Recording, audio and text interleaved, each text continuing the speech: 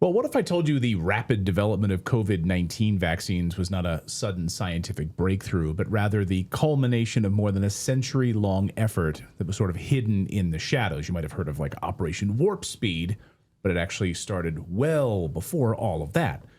So let me explain how these dark origins have evolved in the current corrupt monster that Big Pharma is today. And much of it starts with one person, John D. Rockefeller, who became America's first billionaire in 1913. Of course, 1913, an auspicious year, to be sure, the year the Fed was created. My gosh, the largest criminal organization in the world. Arguably one of the worst moments in American history. Thanks, Woodrow Wilson. So Rockefeller becomes a billionaire in that very same year. And just so you understand, $1 billion back then would be more like $400 billion today, which would essentially make him the richest man in the world at the time. Rockefeller, known for his oil empire, saw another opportunity, though, which was to monopolize a growing industry, the medical industry, the medicine industry. Now, Rockefeller realized medicines could be made from oil, so he pushed for the downfall of holistic treatments and made sure the prescription drugs became the new norm. No more natural remedies. They would be vilified under his plan. Rockefeller's plan was a brilliant one from a business standpoint, right? Create a pill for every illness and then keep people sick coming back for more. It's like the processed food industry, and it works perfectly with statins, and it just, the cycle just continues. I mean, just listen to this timeline that we've broken down for you. So from the 1800s, from the late 1800s up until 1913, Rockefeller founded the Rockefeller Institute for Medical Research in 1901, and then Rockefeller Foundation in 1913, and he used the guise of strategic philanthropy to shape Western medicine.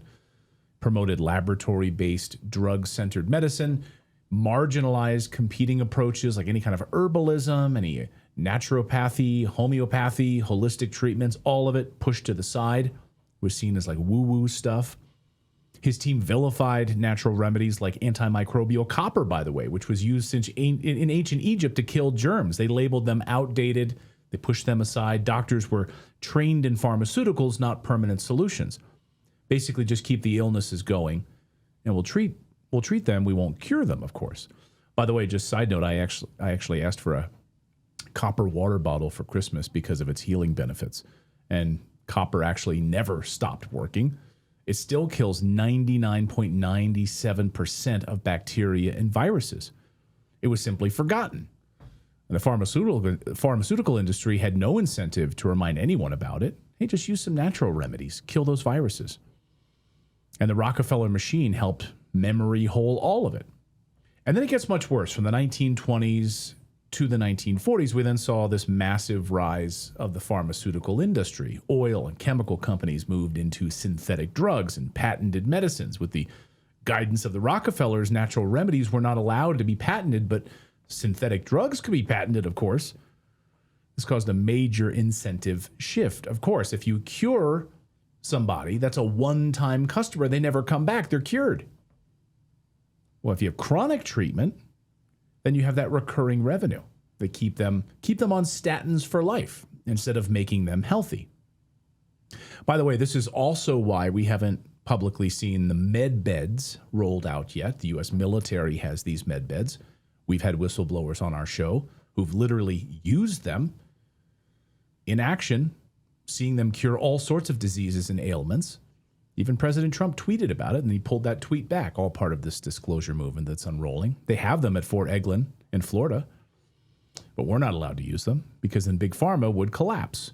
We'll probably see these med beds rolled out in pieces. Different companies will make a lot of money off of it. But sorry for that aside. It just pisses me off to no ends, of course, especially when you speak to these whistleblowers who've seen them and used them. Then, from 1938 to the 1960s, regulation becomes regulatory capture. The FDA becomes a gatekeeper, dependent on the industry it regulates after drug safety scandals. You literally have people who work on the FDA who are former drug company shills. And during this era, pharmaceutical companies become like the main funders of clinical trials. The FDA becomes increasingly staffed by former pharma executives and future pharma consultants, rubber stamping all of these drugs. The FDA did play the police for a little bit of time, for the public for a short period of time. And one of the last people who actually stood on principles to protect the public was Dr. Frances Kelsey. Watch. In the early 1960s, the pharmaceutical company behind the drug thalidomide tried to convince Dr. Frances Kelsey, a scientist from the Food and Drugs Administration, to approve their drug. A stubborn stickler of a medical officer in the Food and Drug Administration, Dr. Frances Kelsey. She refused to approve sale of the drug in the United States. Thalidomide was eventually blamed for causing birth defects in tens of thousands of children around the world, with many more dying at birth. Thanks to the diligence of Dr. Kelsey and the FDA, children in the US were spared. The FDA has a tough job. It needs to ensure that drugs are safe. The decision it makes are life-altering, in most cases for the best. But not always. FDA failures have been blamed for contributing to the opioid epidemic. She's overdosed. And giving false hope to Alzheimer's patients by approving a costly and unproven drug. This is, in fact, a tremendous controversy in the scientific and medical world. Unlike the time when Dr. Kelsey worked at the FDA, the federal agency is now much cozier with the industry it is supposed to regulate. So if it wasn't for Dr. Frances Kelsey, we would have been devastated by the birth defects that affected the rest of the world. Unfortunately, she was the last of her kind at the FDA. By the way, you see these like FDA guys, women, men, who then suddenly CNBC contributors. Like they're on the board of Pfizer. They're also former FDA. Now they're spokespeople on CNBC. So why is it that Kelsey's predecessors failed to fight for the people? It's something called regulatory capture. That's why, which is when the government agency meant to serve the public starts prioritizing commercial or political interests over the industry it regulates, effectively becoming controlled by that industry, leading to decisions that benefit the few over the many. And then in the 1970s hit, and the corporate medicine goes global. A new level of funding for drug-based research began. Pharma companies began lobbying aggressively, tightening their grip on government agencies and officials. Lobbying goes into overdrive. Advertising budgets explode. Medicine becomes a growth industry, not just a health service. Then you have the 1980s. Patents take off. The Bayh-Dole Act of 1980 allowed private companies to patent publicly funded research with a bias towards profitable treatments. Universities started partnering with big pharma, basically helping to indoctrinate medical professionals from the infancy of their medical education. So your medical student, you already start learning that you need to start pushing these types of pharmaceuticals. And of course, all of this is being done on the backs of taxpayers who are paying twice now. They're paying for the funding, the research at these universities, and also then they're paying to buy the drugs themselves. And then the mother of all things happened in the 1990s. Direct-to-consumer advertising. U.S. legalizing all of those pharmaceutical ads on television. Only 2 countries still allow this, the United States and New Zealand. Patients started asking doctors for specific drugs. Hey, I saw an ad on TV for restless leg syndrome drugs. I think I have that. Can you prescribe it for me? So doctors are now pressured by patients. Pharmaceutical sales reps show up on a regular basis. I talked to a doctor just a few weeks ago who said this is exactly what happens. Patients that come into his office, they've seen a television ad. They think they're sort of self-diagnosing what they need. They really push and push and push to get these drugs pushed on them. So this is how it all unfolds. Watch this.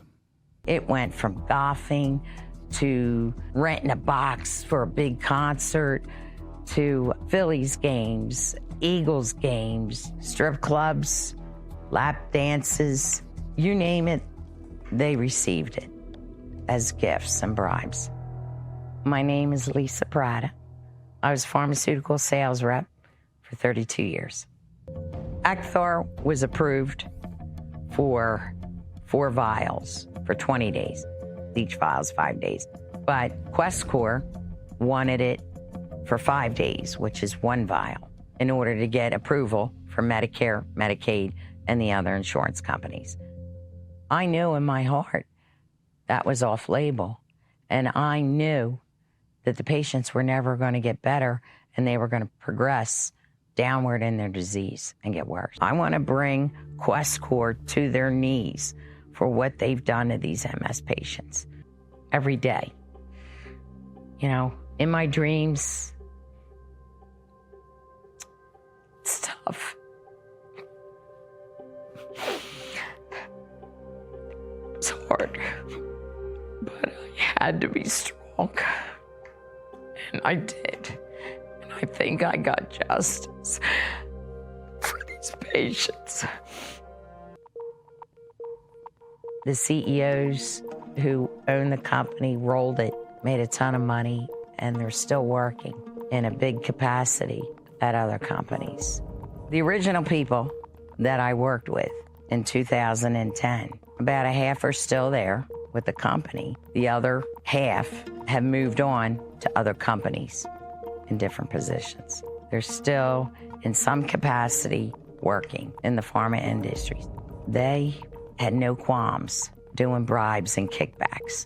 All us Americans are a means to an end for these corporations. We are getting sick at the expense of a CEO somewhere in Italy laughing at all of us because we're suckers. That infuriates me, and every person in the United States should demand change. I have Kim Bright, founder of Brightcore Nutrition, here to talk about how this is affecting Americans' health today. Kim, good to see you. When you watch that, watch that video, I mean, it's absolutely heartbreaking. Bribes, lap dances, the big pharma industries taking these people to Eagles games, and I mean, it's unbelievable the level of corruption. Yeah, good to be back, Clayton. I totally agree with everything she just said. I mean, except I don't agree with everybody's a sucker. I think that people have big hearts, and I think that they have depended on their government officials, and they've trusted people too much, maybe. I don't like the word sucker, though. But I know what she's saying is true, because back in 1974, I had an acquaintance of mine who was a pharmaceutical rep, and he was constantly bragging about all the expensive trips and the expensive dinners and all this stuff that the pharmaceutical companies gave him, and had him take the doctors that use their pharmaceuticals and use them in the ways that the pharmaceutical companies wanted them used. So they got rewarded, and they were bribes, and she's spot on. And I mean, this started, as you've been talking about, with Rockefeller, and it's totally spiraled out of control to the point where we injected and continue to inject the entire planet's population with a vaccine that we know does more harm than good. Yeah, and so the Rockefeller Foundation, I mean, to your point, because I was going to ask you, I mean, this has not ended, and it's actually worse now. I mean, we're talking like 100 years ago, but here with the COVID vaccine, they put $55 million into getting these COVID shots into people around the world. I mean, this is not like something that we're talking about from 1913. This is 2026. No, they wanted to get this drug, and that 55 million, Clayton, is only a small part of the billions that they, by design, it goes into the medical industry in some form or fashion, or universities or whatever. But they wanted to get this drug in every single person's body, and based on everything that we know about how pharmaceutical companies operate, you don't think that they gave away this $55 million out of their own pockets for the greater good of humanity? Hell no. No. I mean, come on. I don't think Rockefeller was, really the philanthropist that everybody thinks he was. He was goal-oriented to make huge profits, and he could see how he could take his oil and just put it in so many different areas. He didn't care how it affected people. He wanted to just make money. And I want to point out something very curious here about the Rockefeller Foundation logo. If you have a look at that, I mean, when I look at that logo, Clayton, there's like pieces coming off of the globe, and it's almost like, individual people and countries. I see a symbol for depopulation. And, the FDA on another, thing here, they've acknowledged 10 child deaths from the COVID vaccine. Really? 10. Really? I mean, we know that number's not even close, right, Clayton? This is like, you got to be kidding me. So we have a clip that you brought as well, and I want to show this. So they're only acknowledging 10 child deaths from these vaccines, as you pointed out. We've talked to whistleblowers and individuals on this show who've just scoffed and laughed at that number. But watch this. I've presented at the FDA advisory meetings. I've advised companies for decades on this, so I know the regulatory science very well. When a product definitely results in death, and there are thousands of peer-reviewed papers on this, Governor, the COVID vaccines in some people, sadly, result in death. Some on the very first day they take the shot. I mean, what do you think of the, 38,607 right now listed on VAERS? What do you think the real number is? And do you have any science to back up your opinion? The best data are autopsies. So in the largest autopsy series published to date, I know because I'm the senior author, of all the deaths we examined, and we re-reviewed them. We had an adjudication committee. We had ways of arbitration deciding on did the vaccine cause death. The answer is, of these cases that came in for autopsy after vaccination, 73.9% of individuals, it was determined that the vaccine was the cause of death. So, Kim, that's our friend of the show, Dr. Peter McCullough, who we've had on many, many times. I mean, they vilified him for that. Oh, they totally did. And I mean, 73.9%, that is a lot. I mean, like many doctors, he brought so much truth to light during COVID and the COVID vaccinations. And he's been silenced. The American Board of Internal Medicine, I know you know this, but I'll just reiterate it for the people listening and watching, the ABIM, they revoked his board certification. I mean, how evil. And Clayton, it's not just about the vaccines that we all have to worry about. It's all pharmaceutical drugs. These pharmaceutical companies are looking to their bottom line. They're looking to make as huge profit as they possibly can. And, they're doing that far more than they're looking out for your best interests. Right. So take a look at this. You also provided this. I want to put this graphic up here. So according to this, what are we looking at here, Kim? According to PubMed, our prescription drugs are the third leading cause of death after heart disease and cancer in the United States and Europe. Oh, I thought they were supposed to save our lives. Exactly. No, hello. No, it's not because, and a lot of you might find this surprising that it's the third leading cause of death in the United States. Yeah. But it's not because of overdoses or acute complications. It's about the gut microbiome and how these drugs are affecting our microbial diversity in our guts. Every time you take that antibiotic, every time you take that heartburn medicine, those kill off your microbial diversity in the gut. They're killing off the good guys, and they're allowing the bad guys to replicate at super speeds. And, more information's coming out daily about how these drugs are killing that diversity. They cause what's called dysbiosis. That's the imbalance. And it's being connected finally to chronic diseases in all areas of our body. And again, dysbiosis is when our gut flora is out of balance, and it causes just an unbelievable amount of health issues. I mean, we have so many things that we're dealing with our gut being out of whack. We see people dealing now with early onset dementia, Alzheimer's disease, high blood pressure, high cholesterol, diabetes. The list goes on and on. And what most people, Clayton, don't realize is that your risk of all these diseases are directly related to your gut microbiome diversity. We had a friend of the show, Dr. David Perlmutter, on. He wrote a couple of great books. I forget the first one. Belly gut. What was it called? Wheat Belly, I think was the first. But then he also wrote. That sounds right. Yeah.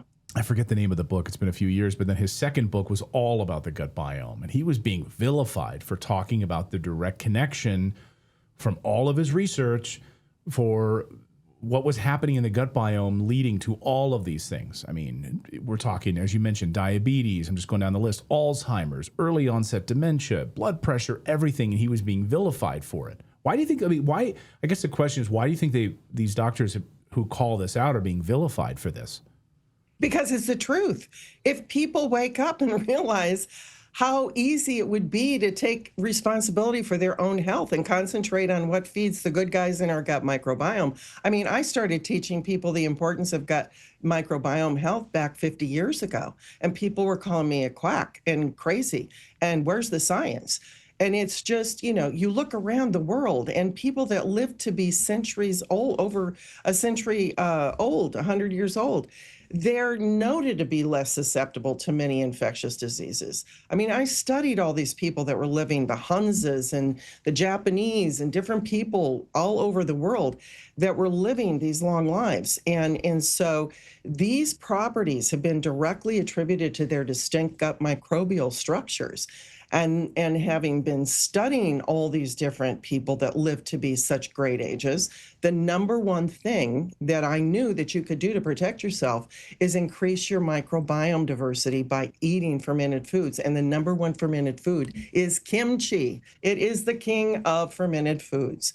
And I found out that not all fermented foods are created equal. You know, kimchi is the king of fermented food, because it has over 900 different beneficial strains of bacteria, whereas people that love sauerkraut, eat your sauerkraut, but it's only got 28 strains. Yogurts, only got a few more than that. And then kefir and other foods are good, but kimchi's the king. And there's so many studies about kimchi showing various health benefits. It's been around for centuries. And you do not see the same studies about other fermented foods. So that's key. We went out to dinner at a South Korean restaurant. My wife loves to go to this South Korean barbecue, and like they just load up the table with kimchi. Like it's like, you know, like 5 different types. Like when, you know, to start out the barbecue, they like bring all these little metal dishes and they're all filled with kimchi. And a few years ago, I read a book called The Okinawan Diet, where these doctors went to Okinawa and they wanted to understand, like, why do so many people live to be over 100 years old in Okinawa? And they looked at their diet, they looked at the fermented foods and the fish and, you know, and all of that. And it was a remarkable study. And so, but, you know, we block that out in the West, don't we? We don't want to know about, like, for instance, this study, the effects of fermented kimchi on I can't even say it, on all of your blood indicators. What am I even looking at here, Kim? Anthropometric. It's a hard one too. Yeah. Well, you're looking at it's showing that I can't hardly see what is right there. It's okay. That's the study that recently came out about kimchi, Clayton, and it's highlighting its heart health benefits. And it showed there that the consumption of kimchi was reducing blood glucose, triglycerides, blood pressure, LDL cholesterol. Because your health, believe it or not, depends on balance. And that's what I always taught. You've got to make balance. You've got to have that acid alkaline and good balance in your body. And so when good bacteria outnumber and regulate the bad, the gut environment stays stable. It supports our overall well-being. But if diet and stress and antibiotics or illness disrupt this balance, we've got harmful bacteria, pathogens growing, fungus, all kinds of things that lead to that gut problem and wider health issues. Now, kimchi is a powerful antimicrobial. So it's got that powerful antimicrobial properties. So, again, it's antibacterial, antifungal, antiviral, and antiparasitic. And when you have too much of that bad bacteria, you are going to get sick more often. You're going to deal with fungus overgrowth like candida and parasites. I know that sounds gross, but come on, wake up. That's what's going on in your gut. You see these big guts? Well, that's what's inside there. Kimchi has the power to battle all these evil little microbials that are living inside of us, and it's doing it naturally and effectively. And Clayton, I was so excited when I found this study. It's an anti-aging study, and it showed that when kimchi was introduced to human cells in test tubes, it actually slowed the aging of the cells. And when you slow the aging on that cellular level, it's going to slow the aging of your tissues, which is the combination of cells in our body. And that ultimately slows the entire, the aging of the entire body. And so that's exciting. I have a friend who recently sold a business, like 90 million. He's got multiple businesses, multimillionaire. And he's like, I'm very, I study peptides. He's like, I really focus on like the anti-aging process. And we were talking about this, and he actually talked about this study a few weeks ago during the holiday season about the anti-aging and the anti-inflammation. He's like, I'm on kimchi, I'm on, the peptides. He's like, I'm on all of it. And he looks fantastic. So I know so many people are trying to find like a big pharma sort of cure for aging, right? You see like, oh, if anyone can unlock that, like can Pfizer unlock the anti-aging pill that we can all take, right? And of course, it's going to wind up, in my opinion, like Ozempic or something like that. You're going to see all these like skeletons walking around, Exactly. I mean, there's so many health benefits from kimchi, Clayton, and I know you know a lot of them, but that's why we went ahead at Brightcore and created Kimchi One. Why do we do that? Because Americans, their taste buds are very different than Asian taste buds. So sometimes they have a problem with the taste, the odor. So now we have convenient capsules for daily use. And when you make your own homemade kimchi or you buy it from the store, it's loaded up with sodium. A lot of people are on sodium restricted diets. So we virtually have no sodium in our capsules. It's 100% made in the USA, all natural, non-GMO, which is really important. And then, we just constantly hear either in writing or people call us and they share their successes after using Kimchi One for a week or two. People that had problems digesting their food, now they have really great digestion. They don't have bloating, gas. They're regular. People that had problems with their immune system and they used to get sick all the time. Well, guess what? They're not getting sick as much anymore, and some of them aren't even getting sick anymore. We've got younger looking younger looking skin reported, thicker hair, shinier hair, and of course people that had a weight problem and could not lose weight no matter what they did. There's studies showing that kimchi helps lower body fat by 31.8%. That's enormous. So wow. Of course they had success losing weight with using Kimchi One. And then people who suffered from symptoms and couldn't pinpoint the causes, especially after 2020 forward, well, guess what? Those symptoms are leaving them and they're feeling better finally. And you guys have a special offer for our viewers today. We've been longtime supporters of what you guys do. Huge fans. I take it every day. It's part of my supplement stack. I went through my 2-week pill box and it was all empty last night. So I sat there for 20 minutes putting all my supplements in, and my Kimchi One is sitting right there. So I take multiple capsules per day. But you guys have a special offer for our viewers today. We're going to put this up here on the screen. I'm always thrilled to do this. What can people get? Yeah, so they go to mybrightcore.com/redacted, use the code redacted. They're going to get 25% off, or call in for up to 50% off and free shipping. Call 888-404-6312, and the first 100 callers are going to get a free bottle of vitamin D3 plus K2. Again, that's 888-404-6312. We like to talk to people, so call us. I know, it's such an anachronistic idea, right? Actually get on the phone with an American business and talk to them and develop a relationship with them. By the way, you're not the only company. I think you guys really started it. I've seen a few other companies now. They're like, hey, call us. Like, we want to develop a relationship. It's like, that's how it used to be. I remember, back in the day, you'd get on the phone and actually know your customers, right? Well, yeah, I mean, that's why I started the company almost 29 years ago, was to help people, not like the pharmaceutical companies where the bottom line is the most important thing.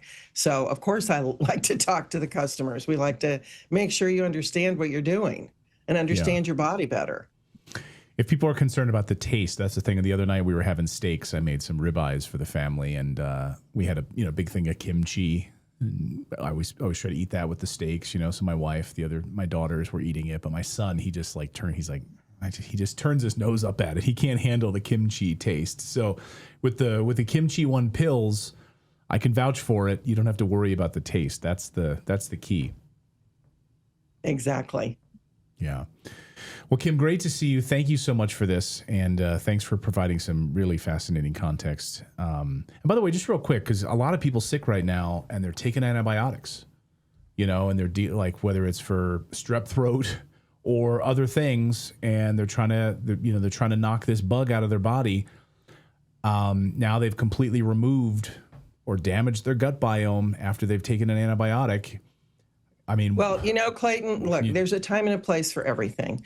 I am not going to ever say there's not a time and a place for antibiotics, but they've been so overused. Right. And the key thing here is you have to take something. Once you take an antibiotic, you have got to take something that's powerful like Kimchi 1 or Kimchi to rebuild that gut microbiome back up with the good guys, because the bad guys get destroyed, but the good guys get destroyed too with an antibiotic, because antibiotic means against life. So it's against everything in your gut. And so unless you do that, you're on this constant downward spiral of health, and you just are going to just get addicted to taking antibiotics because you don't know any difference. So the key thing is understand the health of your gut microbiome and strengthen it, and then you will ultimately not be needing antibiotics, because that's the key right there. That's the key that the pharmaceutical companies didn't want you to know, don't want you to know still, but it's that simple. Kim Bright, always great to see you. Thank you so much for this, and happy New Year to you. Yeah, you guys too. Thanks Have a again. great year. It's gonna. I think we're gonna see some big changes. Oh, I think we are. I mean, certainly on the medical side, we're already seeing it, which is just crazy. It's so good. Finally, so hopefully, processed food. Your time is up. I'm hoping. I'm hoping the processed food industry is. And I would love to see, I know that this is something RFK Jr. has talked about, which is getting those pharmaceutical ads off television. What a massive lobby that is he's up against right now. But man, like I said at the beginning, like the U.S. and New Zealand, the only two countries with that stuff on TV. Yeah, the man has no fear. He's been fighting all the bad guys for so long. He knows exactly what he's up against. And thank God for, RFK Jr. From your mouth to God's ears. Kim, happy New Year to you. Thanks so much. All right. See you guys.